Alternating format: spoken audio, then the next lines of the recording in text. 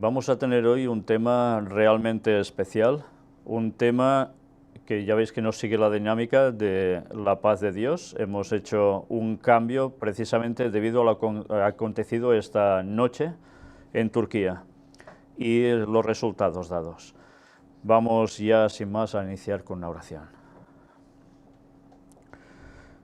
Padre nuestro que estás en los cielos, Señor, te queremos pedir que nuestras mentes ahora estén muy centradas en este tema, porque es un tema realmente importantísimo, de una importancia tal de la cual no somos conscientes muchas veces, y que es un tema que por desgracia ha caído en el olvido, incluso dentro de la Iglesia Adventista. Y por eso, Padre, te queremos pedir que tú nos ayudes a comprenderlo, que tú nos ayudes a indagar y a posicionarnos realmente en todo lo que tu palabra enseña tal cual es, sin distorsiones.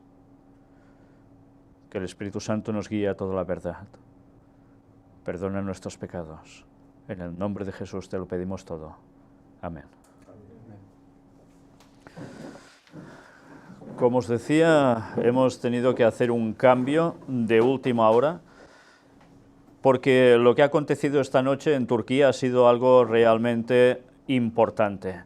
Sabéis que ha habido un intento de golpe de Estado y durante unas buenas horas hubo el ejército en la calle, una buena parte del ejército. Ha habido una insurrección por parte de un sector de ese ejército. No era, parece ser, las altas cumbres de mando, a excepción de alguno, pero han conseguido lanzar a la calle tanques, ejército, de tropas, etcétera, etcétera. Se ha ocasionado un buen caos durante muy buen rato de esta noche.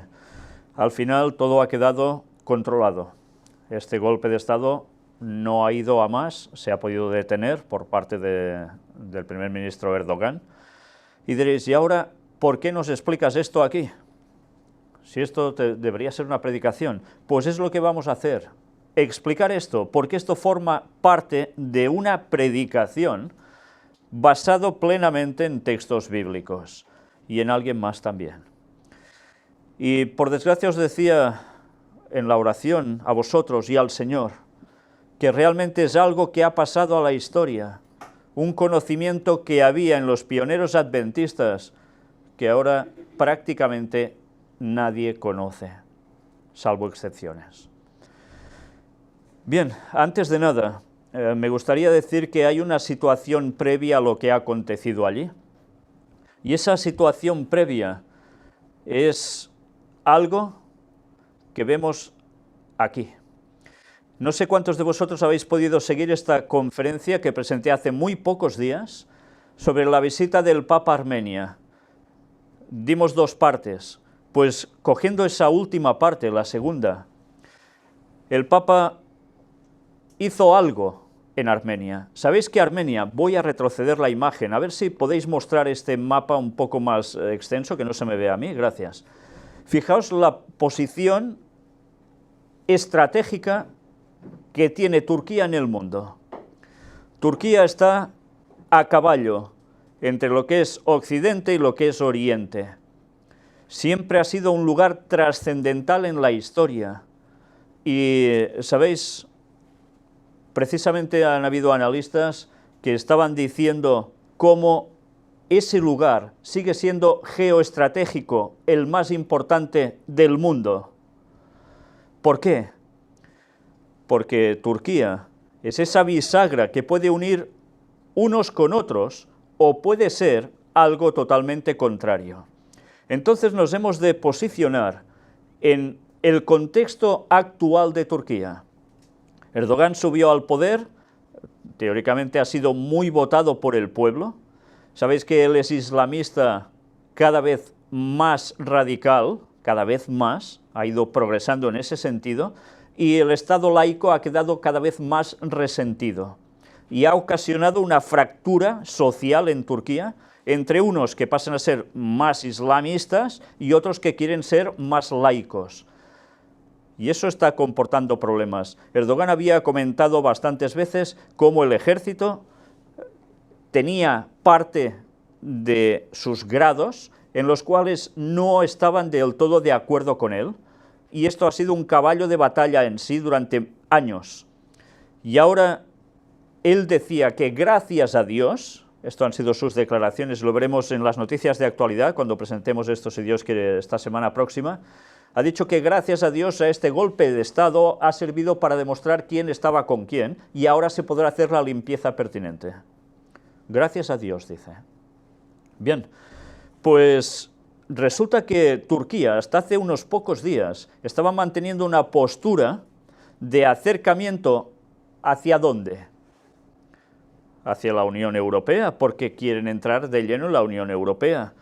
Pero ha habido toda la trama de los refugiados que huyen de todos los países de África y Oriente Próximo, que han ido hacia Europa, ¿y dónde los han puesto?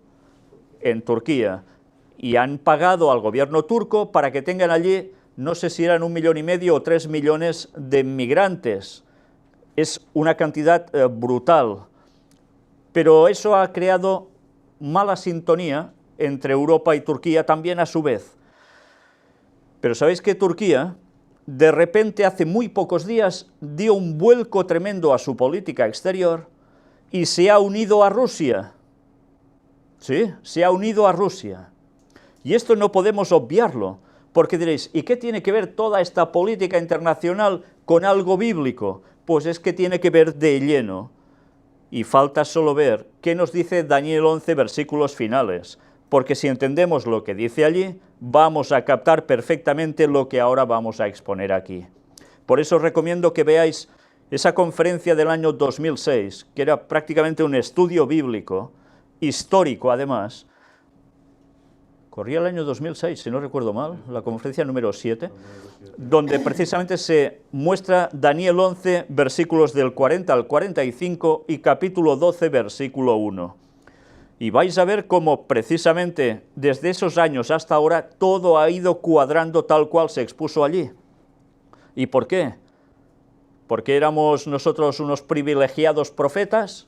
No, sino porque estábamos dando un mensaje que sabíamos que sería así, por los pioneros adventistas. Bien, fijaos cómo unos días antes Turquía se pone del lado de Rusia, y a su vez unos días muy equitativos a esos, sucede algo a nivel internacional.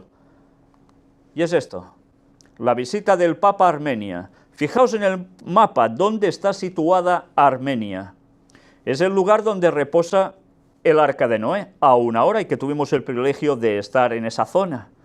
Pues fijaos cómo Turquía, que aquí está destacado en este verde más oscuro, más intenso, a su derecha tiene Georgia, Armenia, y al lado de Armenia aparece otro a la derecha, que es Azerbaiyán.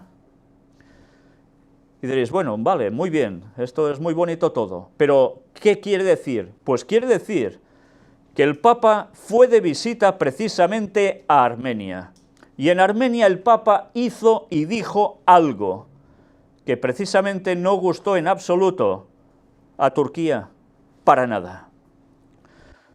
Y bien, es una zona tan estratégica que mirad quién es frontera con Turquía al sur, Siria.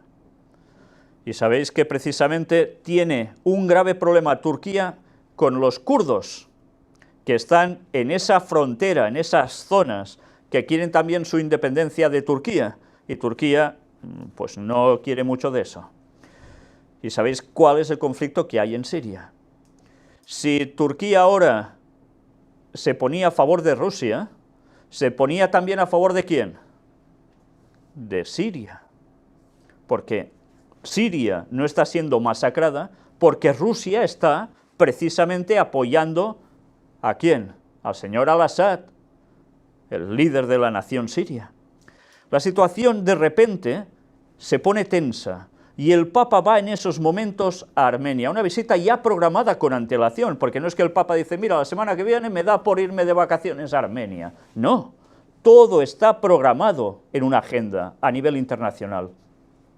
Ayer algunos comentaristas decían que seguro que esto no ha cogido por sorpresa a todo el mundo, habrá cogido a la población por sorpresa, pero que había algunos que ya sabían que esto iba a acontecer.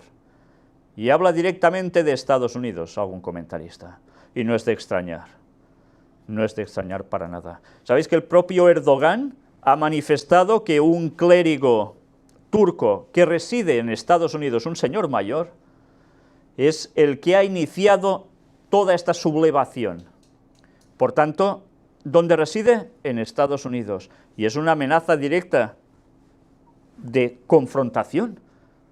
Ya están diciendo que todo es por culpa de que Estados Unidos tiene en su seno a este señor, y esto ha sido provocado desde allí.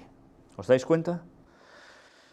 Evidentemente, en esa zona de Turquía, lo que está en juego es todo un panorama internacional que realmente va a ser el detonante para que haya algo que se cumpla en las Escrituras que va a llevar a la última etapa de este mundo. Mirad curiosamente qué sucede cuando el Papa va a Armenia. Lo que hemos hecho es coger una extracción de unos 7 minutos de cuando estuve presentando este tema, para que veáis que algo ya se cocía y que el Papa evidentemente algo sabía. Y ahora vamos a ver otro vídeo. El Papa se despide de Armenia lanzando palomas de paz, pero también hay más cosas. Al final lanzan las 2 palomas después de haber hecho el acuerdo y de entrar juntos a ese santuario, y las 2 palomas simbolizan que entre ellos tiene que haber paz, por tanto unión. ¿Y a qué viene esto? Pues recordemos cuando las palomas eran, bueno, la paloma era arrojada al aire por precisamente Noé y al final ya no regresa, y la rama de olivo, etcétera, etcétera. Pues esto es el símbolo de lo que quieren mostrar, ese ecumenismo entre ellos, pero también a su vez de trabajar por la paz de todo ese entorno. Precisamente palomas al vuelo. El Papa concluye el viaje a Armenia liberando palomas en la frontera con Turquía, y fue precisamente en ese lugar tan emblemático que hicieron este gesto. Y bueno, una vez más, algo tenía que ver con el monte Ararat, el deseo de paz, mirando a lo que sucedió con el arca de Noé. ¿Qué acontece con el diluvio? Pues que todo queda en paz, porque todo queda arrasado y el mal se acaba, al menos momentáneamente. Después ya sabemos que volvió a surgir y ahora ya estamos viendo aún más sus resultados, ¿no? Pero todo esto se hace siempre con un propósito. Después, evidentemente, aún recordemos que habrá más viaje de esto. Sí, esta es una primera etapa, pero habrá continuación de ese viaje. Vamos a ver ahora el momento ya más claro, cuando el Papa lanza palomas hacia Turquía desde el santuario de Corvirap en Armenia. Fijaos, no era lanzarlas al aire hacia donde sea, sino directamente en dirección a Turquía. ¿Por qué? Armenia y Turquía, ya sabéis que no pasan precisamente por la mejor de las relaciones, ¿eh? Todos unos gestos siempre significan. En el vídeo se decía algo muy importante. Todo estaba previsto con mucho tiempo de anticipación, el día en concreto en que se lanzarían esas palomas al vuelo en dirección hacia Turquía, como buscar ese símbolo de reconciliación entre Turquía y Armenia y el Vaticano.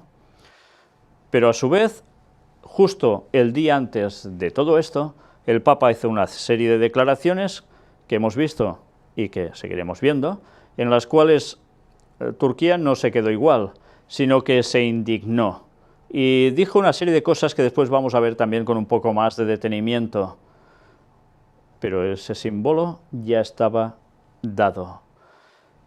Y unos amenazantes indignados, que sería Turquía, y ellos quedan como los portadores de la paz, los benevolentes, eso sí, habiéndola liado primero.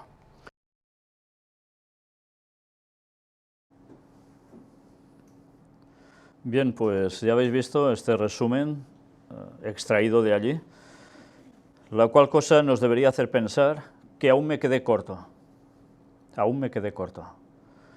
porque desde luego ese símbolo de lanzar las palomas al vuelo hacia Turquía aún significaría más de no solo una cuestión entre Armenia, Turquía y el Vaticano, sino que iría del Vaticano a Turquía con mensaje directo de puñetazo bajo y además quedando ellos como los portadores de la paz. Y Turquía respondió, y respondió indignada. Pero al final, ¿qué ha sucedido? Mira por dónde. Un mensaje de paloma de paz, y como siempre hemos dicho, cuando habla de paz en un lugar, cuidado, porque va a ser lo contrario. Y así ha sido. Las casualidades no existen, y menos cuando la diplomacia vaticana y otros trabajan, y de qué modo. Una vez dicho esto, y estando en este panorama, centrados en ello, nos vamos ahora a adentrar de lleno en algo que por desgracia, y digo por desgracia absoluta, muchos adventistas desconocen. ¿Cuántos de vosotros tiene este libro? ¿Lo ha leído? ¿Lo tiene en su biblioteca?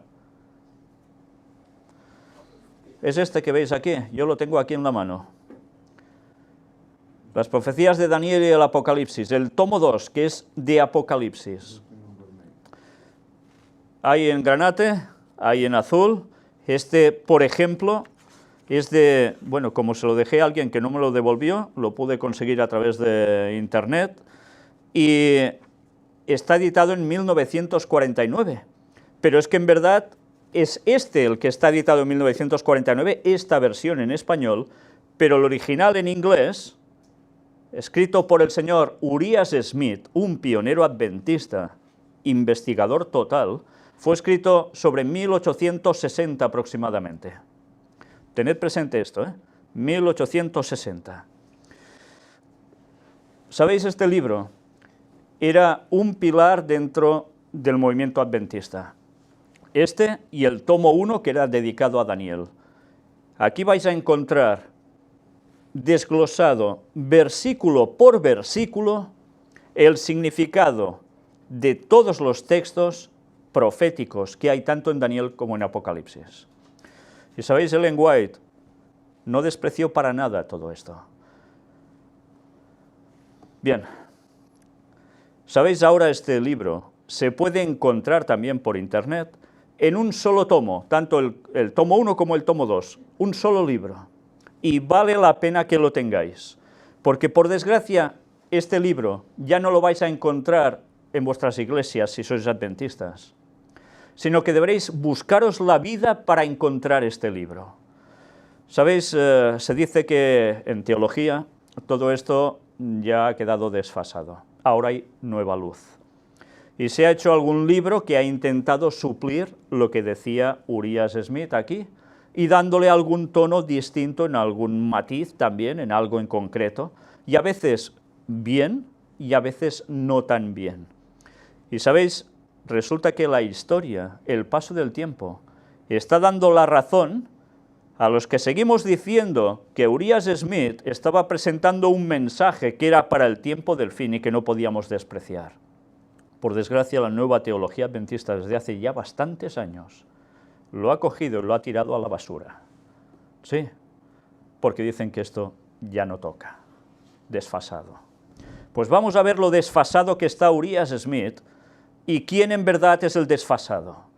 Por desgracia, el pueblo de Dios desconoce en su mayoría esto, y los que lo conocen, los teólogos de hace años, deberían volver a coger este libro, leérselo bien y darse cuenta que la están pifiando de arriba abajo, enseñando lo que no toca a los nuevos pastores, a los que van a ser pastores y van a seguir dirigiendo iglesias, que en vez de darles un mensaje claro, les empiezan a dar toques espirituales a todo y a perder el contenido literal también de ciertos textos.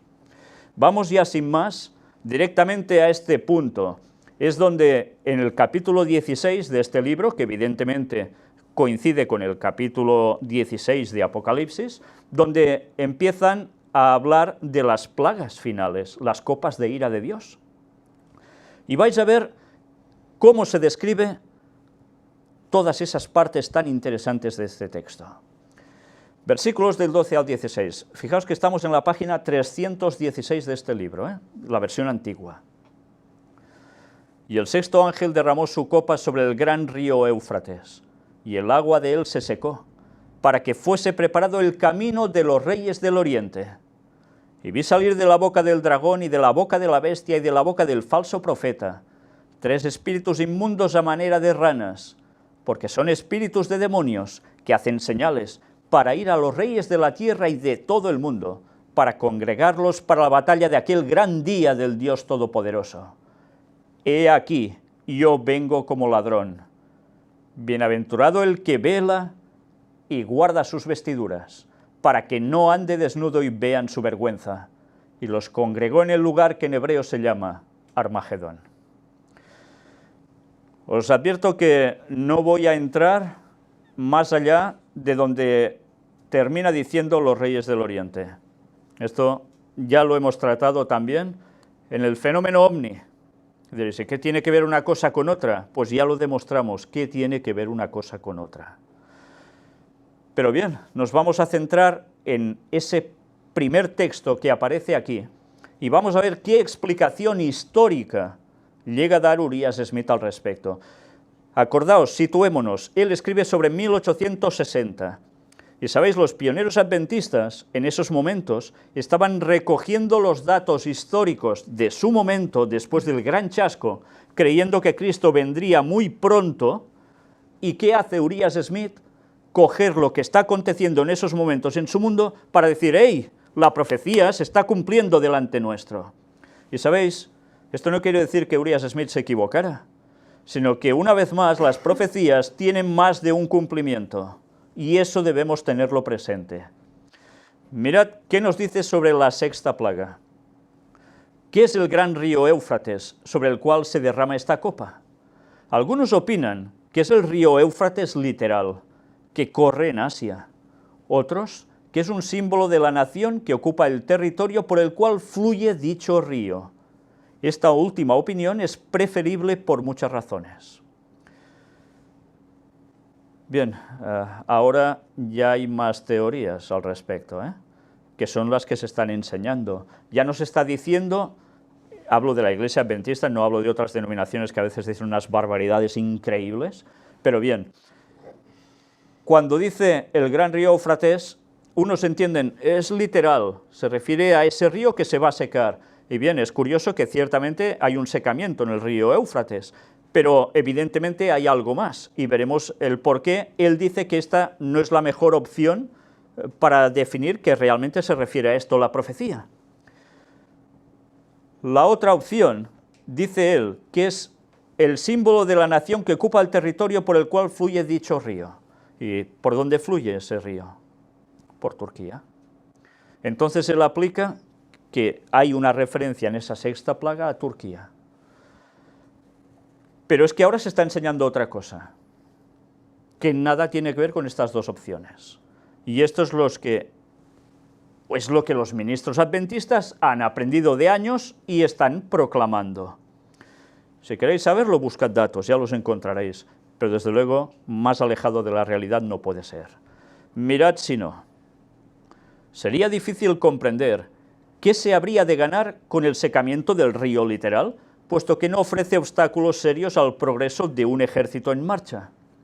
Es de notarse que el secamiento se produce para preparar el camino de los reyes del Oriente. Me detengo aquí antes de seguir leyendo. Ahora se dice que los reyes del Oriente es Cristo viniendo. Sí, esta es la teología adventista desde hace ya bastantes años. Es Cristo viniendo desde el Oriente. Y se quedan tan anchos. Se quedan tan anchos. Mirad qué nos dice Urias Smith. Es de notarse que el secamiento se produce para preparar el camino de los reyes del Oriente, es decir, organizaciones militares regulares y no una muchedumbre mixta y sin equipo de hombres, mujeres y niños, como eran los hijos de Israel frente al Mar Rojo o al río Jordán. El Éufrates tiene solamente unos 2.200 kilómetros de longitud, o sea, la tercera parte de lo que tiene el Mississippi. Fijaos que él está diciendo que es un tema militar, No es un tema solo espiritual, es un tema militar. Sin dificultad alguna, Ciro desvió todo el río de su cauce cuando sitiaba Babilonia. Durante las numerosas guerras que se han reñido a lo largo de sus riberas, muchos ejércitos poderosos han cruzado y vuelto a cruzar su cauce sin que jamás fuese necesario secarlo para dejarlos pasar. Ya lo vimos en las historias de la caída de Babilonia, lo presentamos en una conferencia también, de las primeras de todo. Ciro, ¿qué hace? Desvía el curso del río y con eso ya pasan y se acabó, sin problemas. Por tanto, ahora que todo es mucho más moderno, ¿haría falta secar un río cuando pasan como quieren? Bueno, mirad qué más dice. Sería tan necesario secar el río Tigris como el Éufrates, porque el primero es casi tan grande como el último. Sus fuentes se hallan a unos 25 kilómetros solamente una de otra en las montañas de Armenia, y el primero sigue un curso casi paralelo y a corta distancia del último en todo su recorrido. Sin embargo, la Biblia no dice nada del Tigris. Mira, qué detalle tan tonto, ¿no? Parece. No dice nada del Tigris. Pero es que eso es vital. No cita al Tigris cuando está al lado del Éufrates. ¿Por qué solo cita al Éufrates? El secamiento literal de los ríos se produce bajo la cuarta plaga, cuando se da al sol poder de quemar a los hombres con fuego. Durante esta plaga se producen indudablemente las escenas de sequía y hambre tan gráficamente descritas por Joel, y como resultado de ellas se declara expresamente que los ríos de las aguas se secaron. Joel 1, del 14 al 20. Mirad una vez más, qué listos eran nuestros pioneros, cuando sabían encajar textos del Antiguo Testamento a otras partes paralelas en el Nuevo Testamento. Ahora tantas veces eso pasa, pero resulta que en cosas tan importantes, como si eso no hubiese pasado nunca. Difícilmente podría el Éufrates ser exceptuado de este castigo, y no le quedaría ya mucha agua para secarlo literalmente bajo la sexta copa. Claro, si se han secado los ríos antes, ya no tiene sentido, ¿no? Estas plagas, de acuerdo con la misma naturaleza del caso, deben ser manifestaciones de ira y juicios contra los hombres. Pero si el secamiento del Éufrates literal es todo lo que se presenta aquí, esta plaga no es de esta índole y no resulta ser muy grave. Es evidente su explicación, ¿no? Con todas estas objeciones contra la posibilidad de considerar aquí el Éufrates como río literal, debe entenderse figurativamente ese nombre como símbolo de la potencia que, al comenzar este secamiento, posea el territorio regado por aquel río. Todos concuerdan en que esta potencia fue Turquía.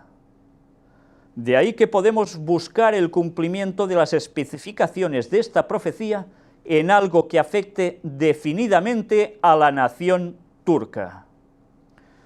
Nos va centrando con sus argumentos de un modo simple, claro, directo. El río es usado así como símbolo en otros lugares de las Escrituras.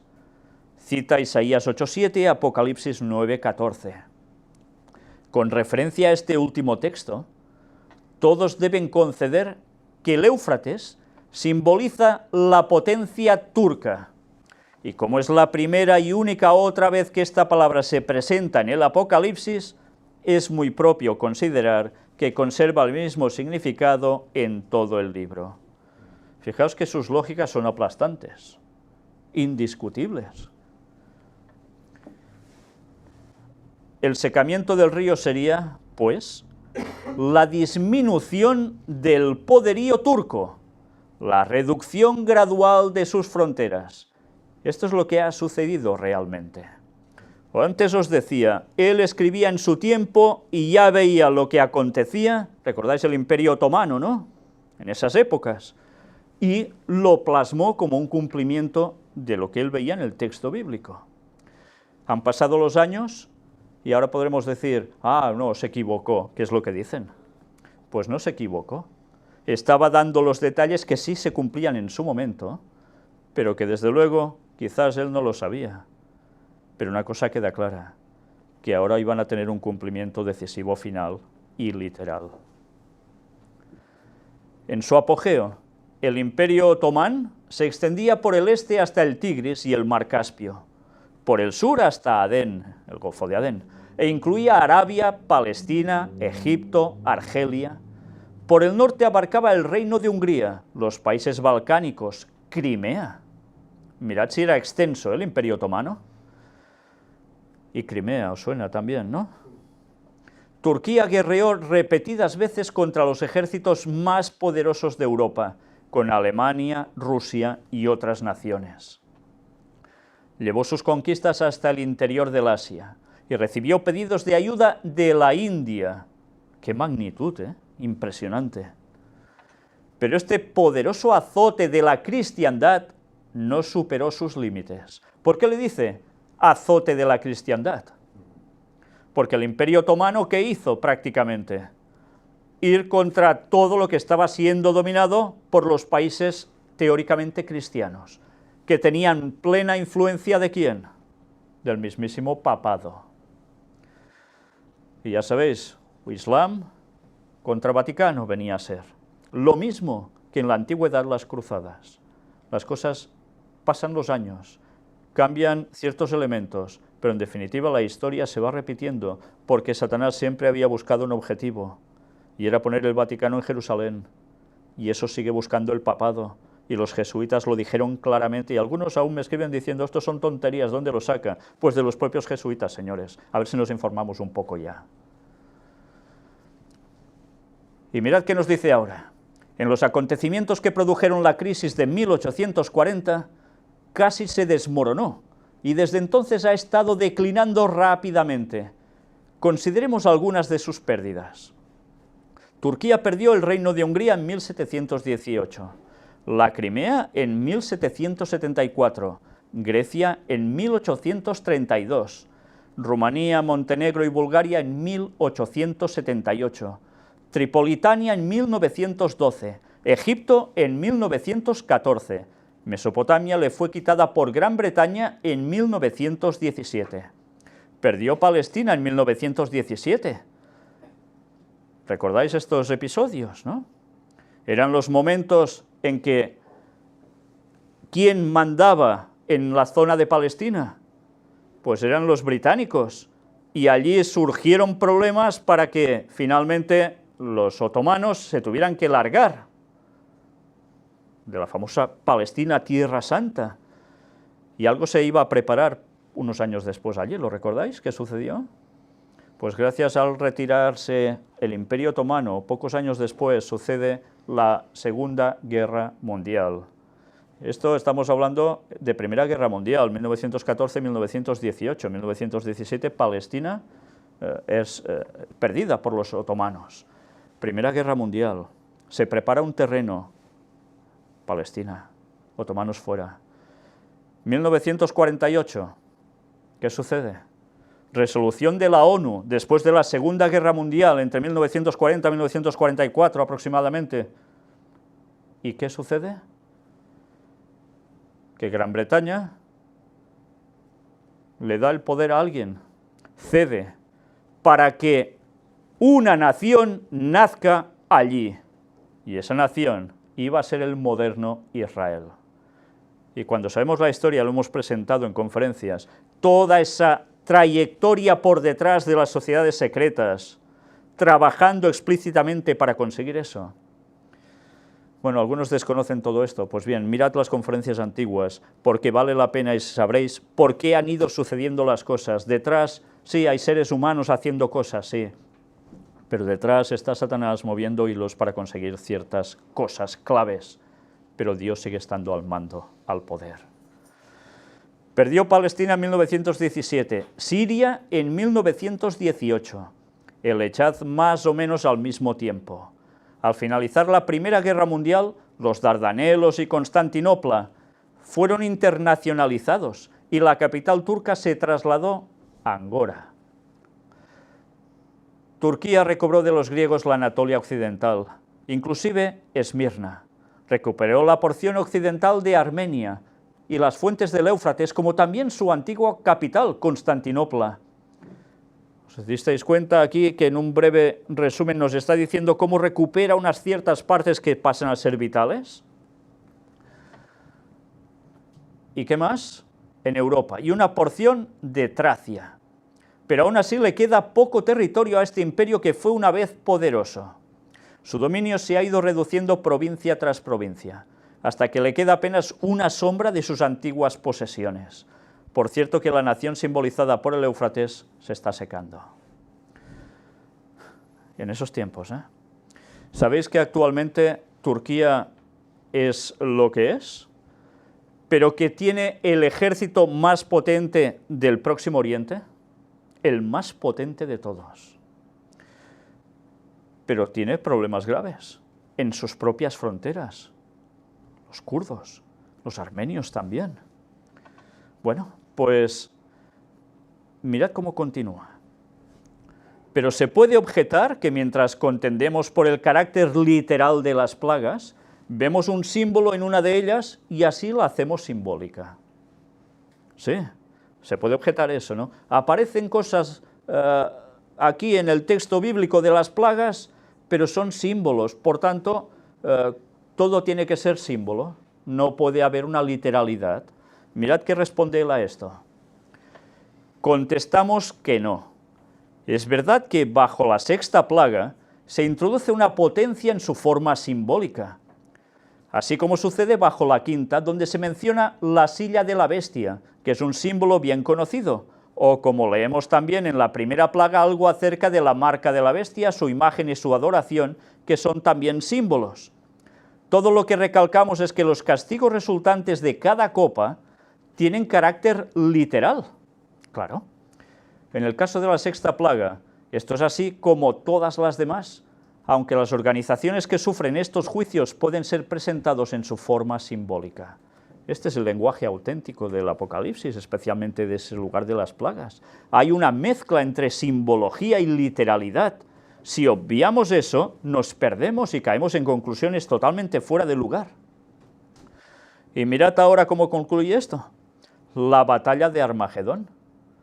Puede preguntarse, ¿cómo quedará preparado el camino de los reyes del Oriente por el secamiento o consunción del poder otomano? La respuesta es obvia. ¿Para qué se ha de preparar el camino de estos reyes?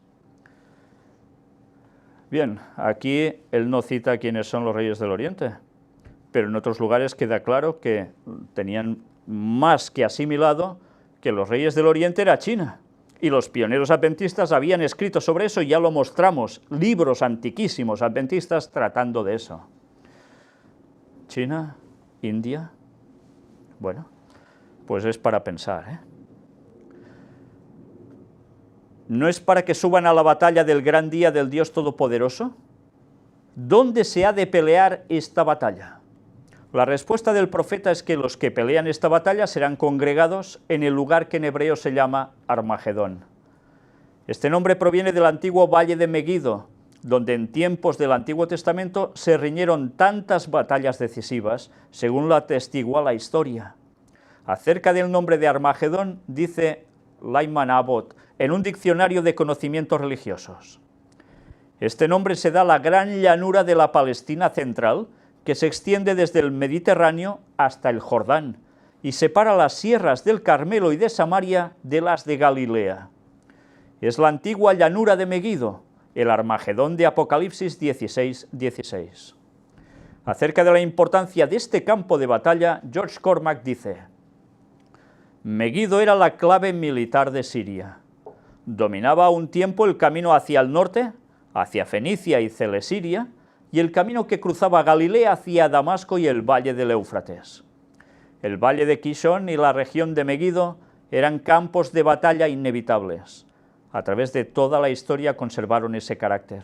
Allí se decidieron muchas de las grandes contiendas del sudoeste de Asia.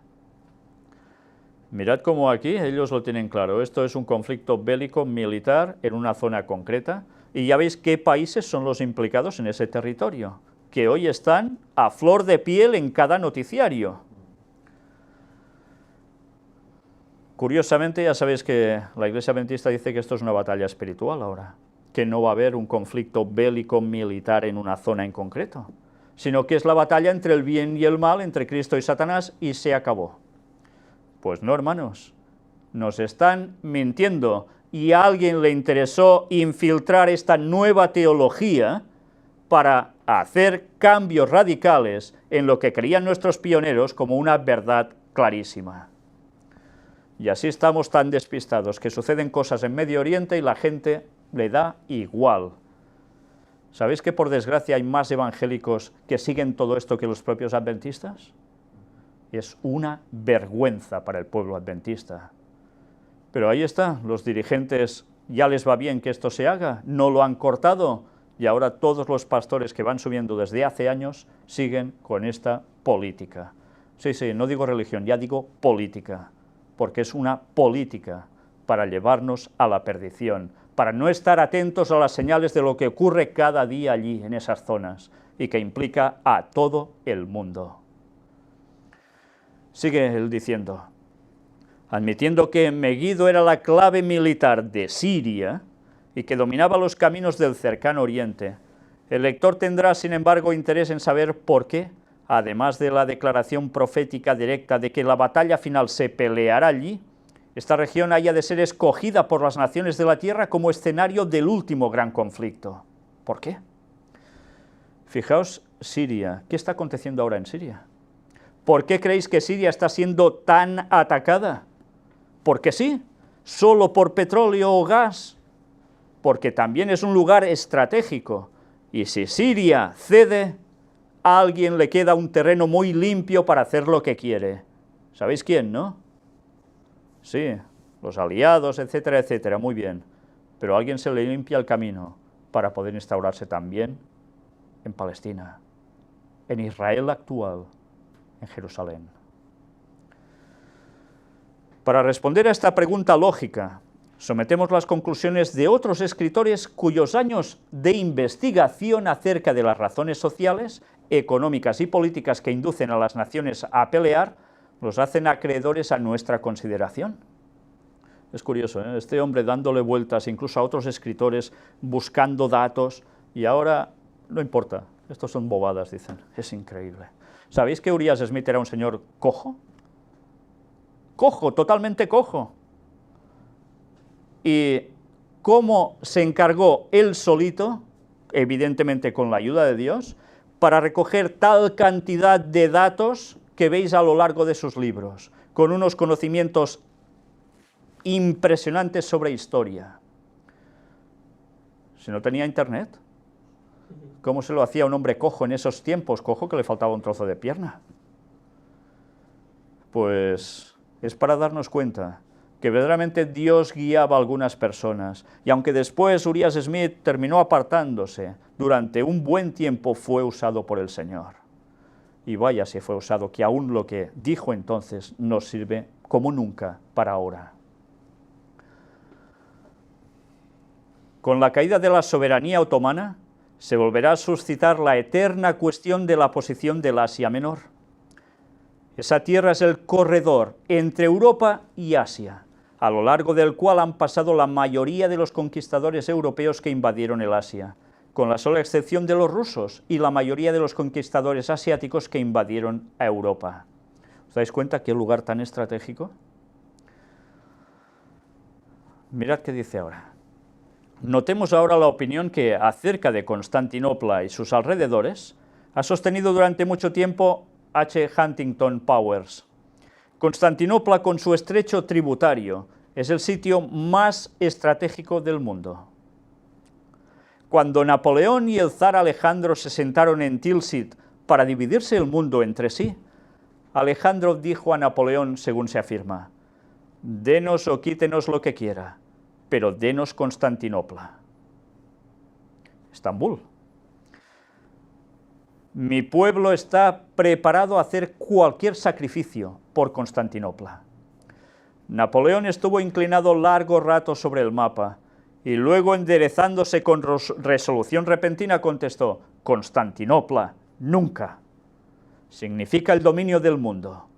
Tanto los mercaderes como los estrategos consideran a Constantinopla como la más valiosa de las posesiones territoriales». ¿Por qué creéis que el Vaticano durante un buen tiempo tuvo su centro en Constantinopla? ¿Porque sí? Leemos además acerca de cómo el interés del mundo se ha transferido de Constantinopla a la Turquía asiática. El problema de Constantinopla ha dejado perplejo y angustiado al mundo durante muchos siglos. Las naciones han reñido numerosas guerras y han sacrificado innumerables vidas para poseer o controlar esa gloriosa ciudad y los admirables estrechos que separan a Europa de Asia y que conectan el Mar Negro con el Mediterráneo, el Oriente con el Occidente, el mundo eslavo con el latino germánico. Y si vais allí lo veréis, hay el estrecho del Bósforo, que esta noche precisamente dos puentes que tiene fueron cortados por los militares en sublevación, y automáticamente quedaba todo ese acceso cortado de un lado a otro. Hasta aquí se creyó generalmente que una tentativa de decidir la cuestión de Constantinopla llevaría inevitablemente a una guerra mundial entre los estados que pretendieran hacerlo, pues su acuerdo era imposible. De ahí que los diplomáticos miraran con temor la cuestión de Constantinopla y la consideraran insoluble. Sin embargo, aunque podemos regocijarnos de que el siempre amenazante problema de Constantinopla ha sido por fin eliminado, parece posible que otro problema mucho mayor y peligroso se suscite casi inmediatamente en su lugar. La cuestión de la Turquía asiática está pasando al primer plano. La Turquía asiática. ¿Y la Turquía asiática era Turquía cristiana, acaso? Todo lo contrario. Fijaos que él ya nos ha venido a decir que Turquía va a desaparecer del mapa, va a ser secada. Debido a que el territorio durante tanto tiempo ocupado por los turcos domina las grandes rutas comerciales de 3 continentes, fue siempre codiciado por cuantos ambicionaran llegar a ejercer el dominio mundial. El descubrimiento de grandes yacimientos de petróleo en el cercano Oriente ha aumentado enormemente el deseo de las naciones por poseer el Asia Menor y la región regada por el Éufrates. Mirad, nuestros pioneros, cuántas veces no han escrito sobre lo que implicaba el petróleo y el gas en esa zona. Si antes ya era especial por los comercios, ahora imaginaos con lo que hay en el subsuelo. Evidentemente, ya en esos años, nuestros pioneros ya veían venir que eso sería el detonante de algo clave a lo largo de la historia. En verdad, el descubrimiento de que las palabras de Job 29:6, mirad bien este texto, porque a veces lo leemos como si nada, y la piedra me derramaba ríos de aceite, no era una hipérbole, sino una verdad literal. Ha inducido a toda nación de primera categoría a reconocer que esos yacimientos de petróleo, por su parte bien comparables a los del hemisferio occidental, constituirían una posesión inestimable en las manos de los que quieran dominar el mundo comercial y militar. ¿Qué mueve el mundo? El petróleo. ¿Y a quién le interesa el petróleo? A las grandes naciones, por supuesto, para controlar el mundo. Si tienen la fuente de energía básica, tienen el poder. ¿Y tienen qué? El dinero que hace falta para mover todo. Pero, ¿por qué se habrían de interesar los reyes del Oriente en esa cuestión que afecta en forma definida al cercano Oriente? No nos olvidemos de que la historia nos dice que 3 veces ya fue invadido el cercano Oriente por conquistadores orientales y que esas invasiones dieron ricas recompensas a los invasores. En vista de que todo el Oriente está en trance de renacimiento, no es ilógico que sus gobiernos también codicien el oro líquido del valle del río Éufrates. Bueno, del valle del Éufrates. Está diciendo que las naciones de Oriente, China, India, que en esos tiempos empezaban el trance de renacer, 1860, con el paso del tiempo crecerían y ¿qué querrían? El petróleo. ¿Y qué está pasando ahora? ¿Por qué hay ese expansionismo por parte también de China y de Rusia y de Estados Unidos? Porque todos buscan lo mismo. Y él ya lo decía en esos años, cuando esas naciones empezaban a crecer un poco. En una entrevista concedida por el general británico Sir Ian Hamilton a Kingsbury Smith, corresponsal de la agencia noticiosa internacional News Service, mientras el general Hamilton hablaba de la amenaza que para la civilización occidental y europea representa la penetración asiática, predijo que el lugar donde Europa intente detener la penetración asiática llegará a ser el último campo de batalla de todo tiempo y señalará el fin de la civilización. Y este señor no era adventista, para nada. Dijo además: he estudiado cuidadosamente el mapa, y el lugar más propicio para que Europa haga frente y rechace al Asia se llama Meguido, o en algunos mapas, Armagedón. Ahora diríamos, sustituyamos la palabra Europa haga frente por OTAN haga frente.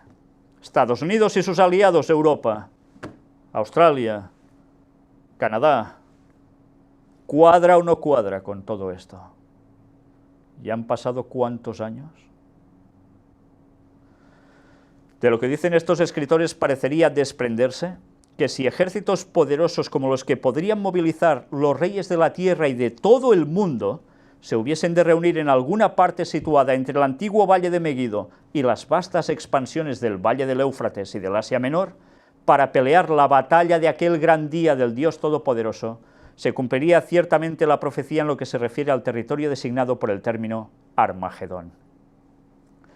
Durante siglos los territorios de Palestina y del Éufrates han estado bajo el dominio de gobernantes maometanos, responsables ante la nación turca. Es, por lo tanto, lógico creer que Turquía llegará a su fin antes de que los reyes de la tierra hagan desembocar sus ejércitos en aquel territorio. El fin de Turquía prepara el terreno para la batalla del Armagedón. Y hasta aquí termino la lectura, que creo que es más que suficiente para que pensemos si realmente lo que se está interpretando en esa nueva teología adventista, que ya no es tan nueva, es verdad o es un timo absoluto. ¿Sabéis? Cuando esta noche me pude enterar de esa sublevación militar, lo primero que me vino a la cabeza fue precisamente Uriah Smith. Y estas palabras. Y una vez más, ahora se ha parado. Sí, no ha llegado a más. Pero estos son los primeros indicios.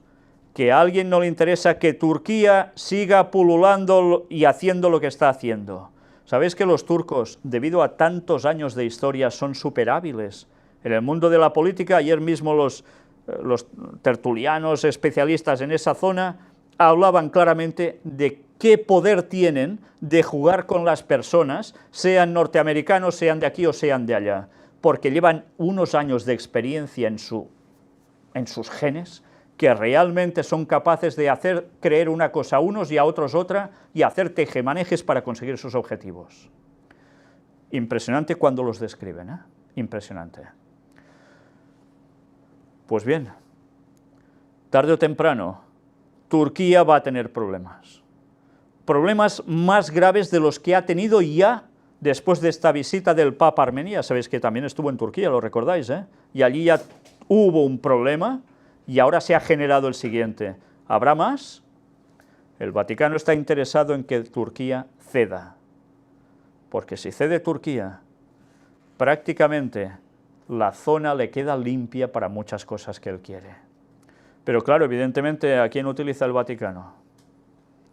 A sus aliados, Estados Unidos básicamente, y los suyos. Por tanto, ¿a quién se ha acercado Turquía? Que se lo ve venir. A Rusia. Se tenían mala relación con Rusia, le derriban un avión y no le querían ni de excusarse siquiera, y ahora de repente, oye, sí, perdonad y os queremos dar dinero por el derribo del avión. ¿Por qué ese cambio?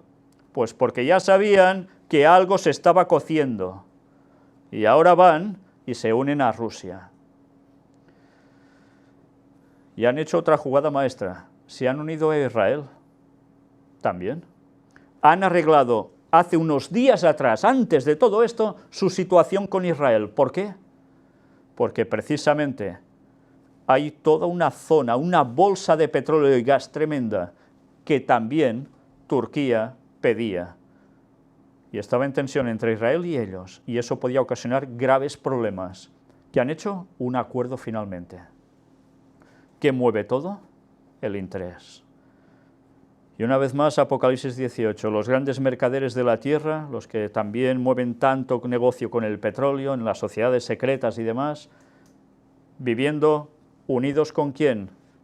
Con el propio Vaticano, con la bestia, con la gran ramera. Y así juntos van consiguiendo lo que buscan. Y recordemos, y a partir de ahora espero que ya ninguno de vosotros que vea esto, aunque hayan pasado unos años, se den cuenta que esto va a acontecer, que no lo olviden. Los pioneros adventistas lo dijeron y ya estamos oliendo que esto se acerca de lleno. Si Jesús vuelve en 2031, ¿cómo no va a pasar todas estas cosas delante nuestro? 6.000 años de historia de pecado están a punto de cumplirse en 2031. Y es cuando Jesús vuelve. ¿Cuándo pasará todo esto? ¿Os dais cuenta que debemos estar atentos a las señales? Esto se acaba, no son historias, no son cuentos, es la realidad absoluta. Y sí, habrá una guerra brutal en ese lugar con todos los ejércitos de la tierra llevados allí por demonios.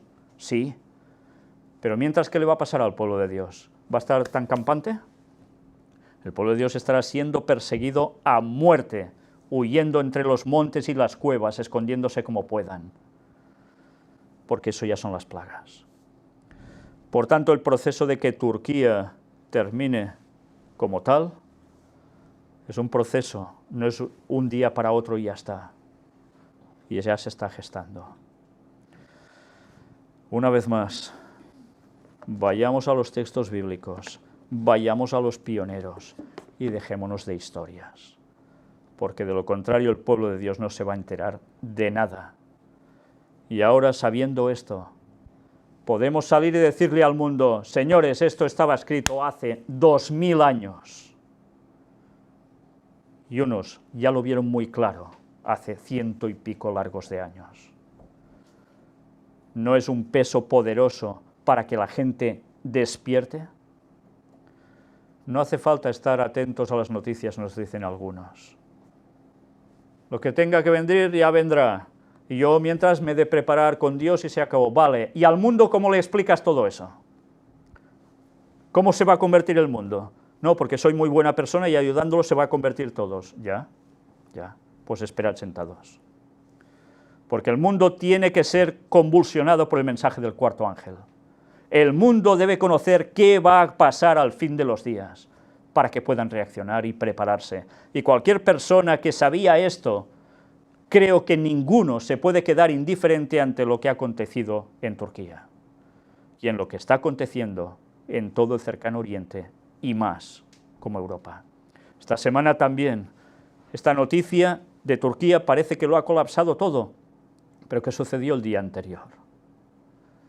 Bueno, por cierto, sumad el día, si queréis, de qué pasó esto en Turquía, Sumadlo, veréis qué numeritos os da, ya lo presentaremos en las noticias.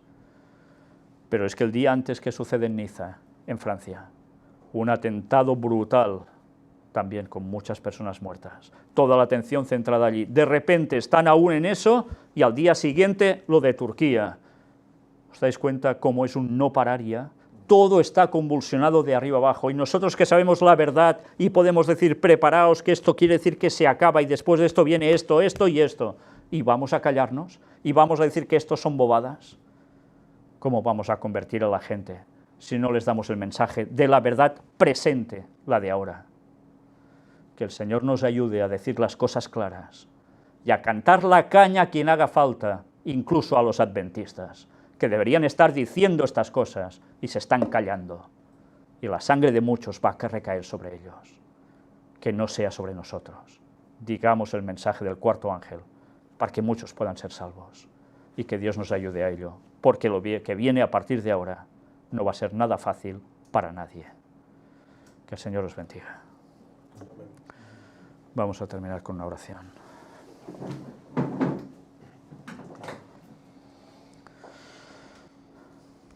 Padre nuestro, Señor, solo podemos agradecerte todo lo que dejaste escrito en tu palabra, todo lo que revelaste también a los pioneros y todo lo que nos puedes mostrar a través de ellos con el paso del tiempo. Ellen White decía que los escritos de los pioneros deberían volver a salir a la luz para que siguiesen hablando en los tiempos finales, como Daniel, igual. Y ahora que más lo necesitamos es cuando se hace menos. Señor, ayúdanos a seguir firmes, a ser valientes, aunque vayamos contracorriente, incluso de los que se dicen los propios hermanos. Pero el mensaje es uno y debe ser dado. Danos la fuerza para decir las cosas como son, Señor. Y que el Espíritu Santo actúe en nosotros y a través de nosotros para que haya muchas conversiones de gente que viendo las evidencias diga, es verdad, y te quieran seguir preparándose para tu pronto regreso. Danos fe, Señor, danos fortaleza, y que nada ni nadie nos separe de ti. Gracias por ese sacrificio inmenso de Cristo. Gracias por su sangre derramada por nosotros. En el nombre de suyo te lo pedimos todo, en el nombre de Jesús. Amén.